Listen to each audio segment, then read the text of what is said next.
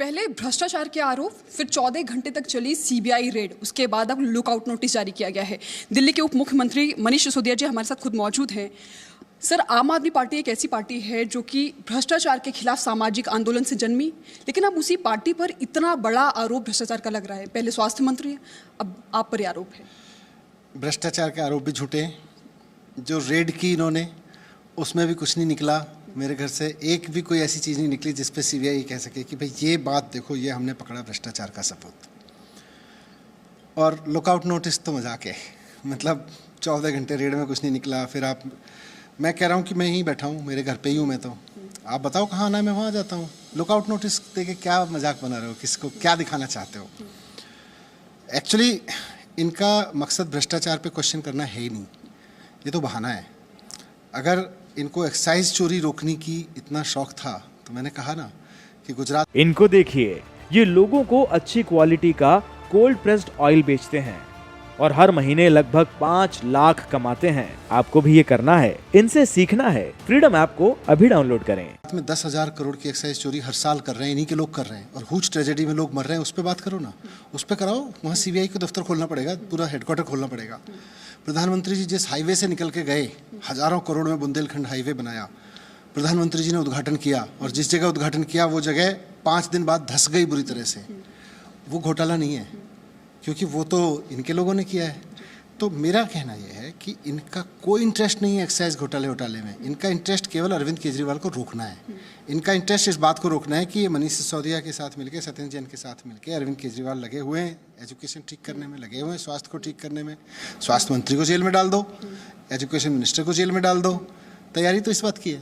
Sir, आरोप बार बार आप पर यही लग रहा है कि 144 करोड़ का इसमें करप्शन हुआ है, और उसके साथ ही आरोप ये भी है एफआईआर में कि एलजी के अप्रूवल के बगैर कई फैसले लिए गए आपकी तरफ से। आरोप तो बहुत लगा रहे हैं लोग, पता नहीं कहाँ कहाँ की बात कर रहे हैं। ये कह रहे हैं, इनका बीजेपी के एक नेता कह रहे थे कि कितना 8,000 करोड़ का घोटाला कर लिया, फिर दूसरे बोले 1100 करोड़ का घोटाला कर लिया, फिर कोई बोला 140 करोड़ का घोटाला कर लिया, फिर कोई बोला जी 5 करोड़ का घोटाला किया है, फिर कोई अब एफआईआर लिख रहे हैं, उसमें बोल रहे हैं जी एक कंपनी ने दूसरी कंपनी को पैसे दिए, बैंक से दिए, वो मनीष सिसोदिया का घोटाला है। अरे मेरा क्या लेना देना है इन सब चीज़ों से?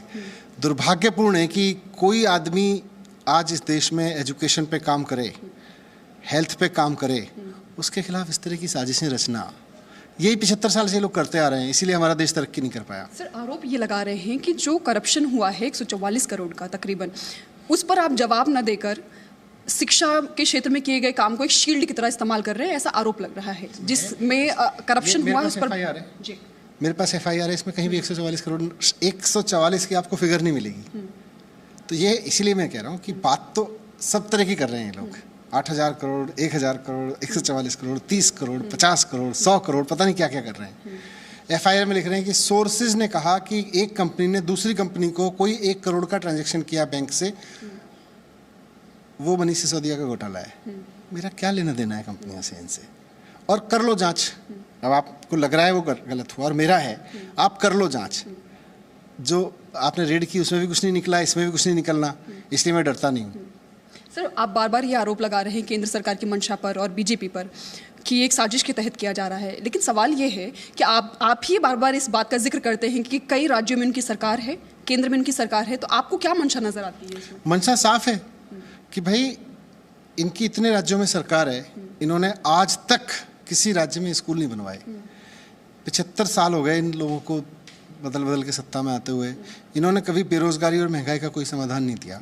आज अरविंद केजरीवाल ऐसे नेता हैं जो कहते हैं हम स्कूल बनवाएंगे, हम अस्पताल बनवाएंगे, हम बेरोजगारी के समाधान पे काम कर रहे हैं, दिल्ली में और पंजाब में करके दिखा दिया, हम महंगाई का समाधान दे के दिखा रहे हैं दिल्ली में और पंजाब में, देश में भी करके दिखाएंगे। और आज लोग कहने लगे हैं कि Modi versus Kejriwal, Modi versus who सवाल अब खत्म हो गया है।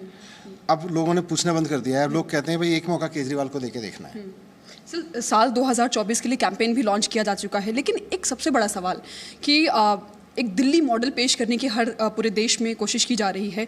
क्या आपको लगता है कि इससे कहीं ना कहीं आम आदमी पार्टी या दिल्ली सरकार की छवि पर भी एक असर पड़ा है? नहीं, लोग तो और कह रहे हैं, लोग भी जान रहे हैं कि जी आप काम कर रहे हो, ये रोक रहे हैं। और लोग इस बात को देख रहे हैं कि आज़ादी के 75 साल में भी खड़े होकर हम यही कर रहे हैं। मतलब देश के प्रधानमंत्री 24 घंटे यही सोचते रहते हैं, किसके घर सीबीआई भेजूं, किसके घर ईडी भेजूं, किसको नोटिस दूं, किसको खरीदूं, किसकी सरकार गिराऊं।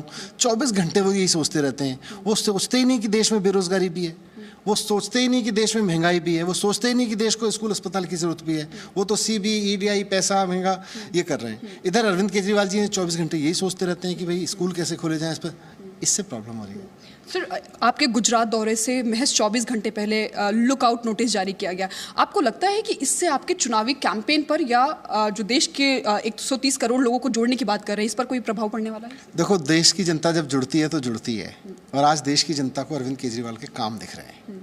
देश की जनता तो जुड़ेगी और काम भी होंगे, ये काम भी नहीं रोक सकते। ठीक है, सत्येंद्र को जेल में डाल दिया, कौन से स्कूल अस्पताल बनने बंद हो गए?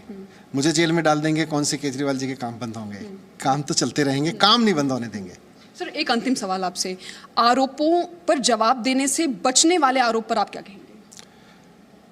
अब आप रेड करवा रहे हो मेरे घर पे, एफआईआर हो रखी है, लुकआउट नोटिस जारी कर रहे हो, मुझे क्वेश्चन करा रहे हो, जेल में भेजने की तैयारी कर रहे हो। 24 घंटे प्रधानमंत्री यही सोच रहे हैं कि भाई इसको कैसे पकड़ूं, इसको कैसे पकड़ूं। पकड़ लो, हम बच कहाँ रहे हैं? हम तो कह रहे हैं आओ खुल के जवाब दो, खुल के जवाब देंगे, लाओ बोलो सवाल क्या क्या तुम्हारे। जी, बहुत बहुत शुक्रिया आपका। दीक्षा पांडे, जी मीडिया, दिल्ली। इनको देखिए, ये लोगों को अच्छी क्वालिटी का कोल्ड प्रेस्ड ऑयल बेचते हैं और हर महीने लगभग 5 लाख कमाते हैं। आपको भी ये करना है, इनसे सीखना है। फ्रीडम ऐप को अभी डाउनलोड करें।